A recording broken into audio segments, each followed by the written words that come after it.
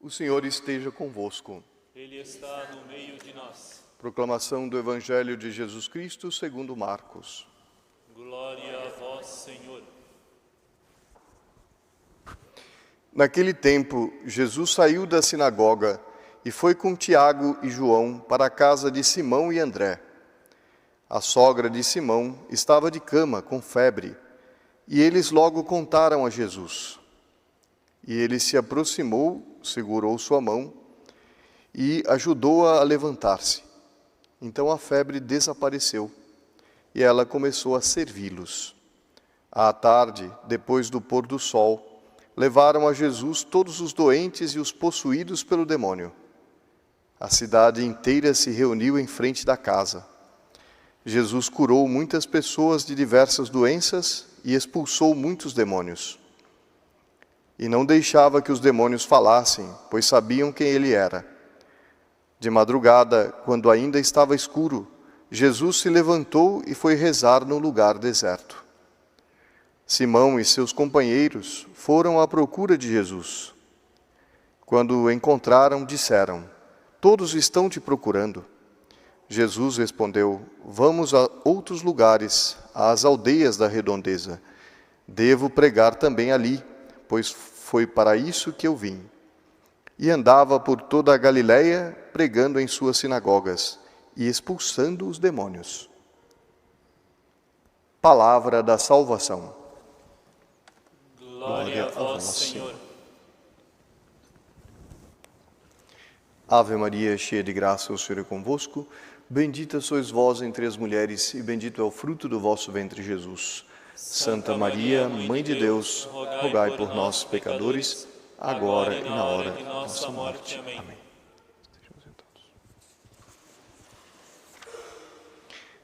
A liturgia de hoje nos mostra alguém que é chamado, alguém com uma grande vocação. Nós acompanhamos pelo menos um trecho da história de Samuel, como ele foi tão desejado, e Ana, sua mãe, o recebeu como presente de Deus. E depois pula-se um trecho da sua história e temos o trecho da leitura de hoje do livro de Samuel. Mas a parte que pula, a liturgia pula, é justamente quando ele foi entregue ao templo, depois que tinha já capacidade de comer sozinho e de se alimentar de alimentos sólidos, ele foi entregue ao templo. Portanto, com uma vocação na mais tenra idade, já servindo a Deus, porque Ana tinha feito a promessa de que se ela tivesse o filho homem, ela entregaria ao Senhor. E agora nós temos o chamado de Samuel, que ainda não conhecia a voz de Deus, não tinha ouvido o Senhor.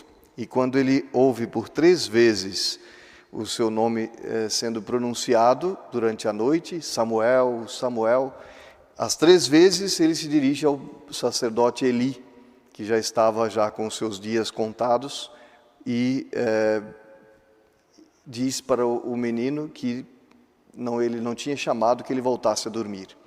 Nós vemos quantas vezes Deus, nosso Senhor, insiste com o nosso chamado.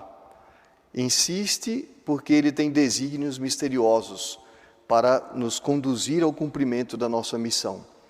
E, ao mesmo tempo, esta insistência visa dar um recado para Eli.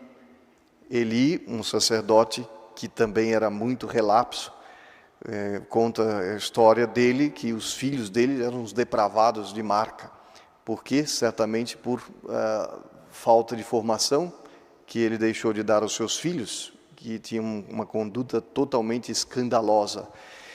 E na 3ª vez Eli entende e explica como o menino deveria se portar diante do chamado de Deus. E ele se põe de pé e diz: "Presto sum." Para quem conhece os arautos, imagino que todos que estão acompanhando aqui já ouviram falar que nos arautos nós temos um costume de, quando recebemos uma incumbência qualquer, dizemos "presto sum." E vem justamente deste trecho, desta resposta de Samuel, no trecho do primeiro livro de Samuel. Ele que disse aqui estou pronto, fala que teu servo escuta. Isso que quer dizer presto sum. Oxalá nós pudéssemos tirar uma lição da liturgia de hoje para sermos em nossa vida, em todas as coisas que fazemos, inclusive na vida de família. Imagine se todos fossem como Samuel, presto sum, estivessem dispostos a fazer tudo com amor de Deus, inclusive aquilo que no Evangelho está expresso, quando Jesus cura a febre da sogra de São Pedro. Cura e logo o que acontece? A febre desapareceu e ela começou a servi-los. Esta febre é simbólica. Muitas vezes na nossa vida nós estamos paralisados com febre.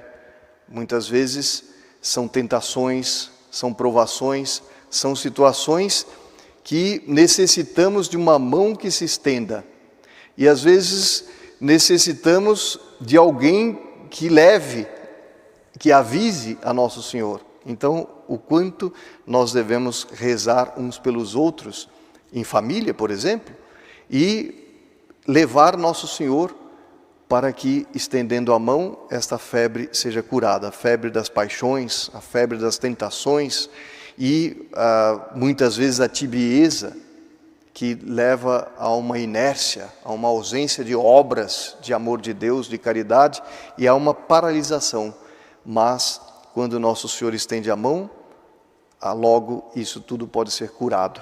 Mas muitas vezes também somos assaltados pelos demônios, e nosso Senhor expulsa os demônios. Quantas vezes no dia a dia existem coisas que acontecem aqui, lá e acolá, às vezes dentro da própria casa, dentro do trabalho, dentro do trânsito, são situações que vão acontecendo, às vezes que não tem muita explicação, e a pessoa fica tomada, esquece de que Jesus expulsa os demônios. Então, melhor do que soltar uma palavra que muitas vezes pode ser um pecado, porque às vezes são palavras que são pecaminosas, são blasfêmias, e que não adianta nada, não resolve nada. Por que não dizer o nome de Jesus com piedade? Por que não dizer o nome de Maria com piedade? Por que não recorrer ao anjo da guarda? E assim pedir a nosso Senhor que expulse os demônios.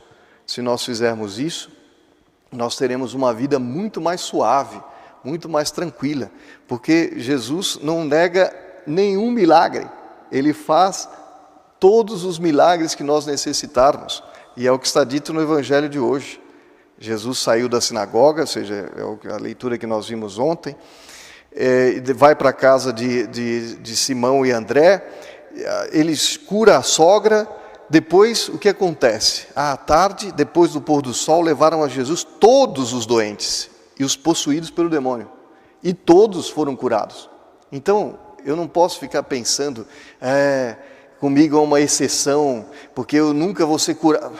Ora, basta que nós tenhamos o coração aberto para Nosso Senhor e dispostos a fazermos apostolado, porque a cidade inteira estava lá reunindo, etc. Jesus curou, e o que aconteceu?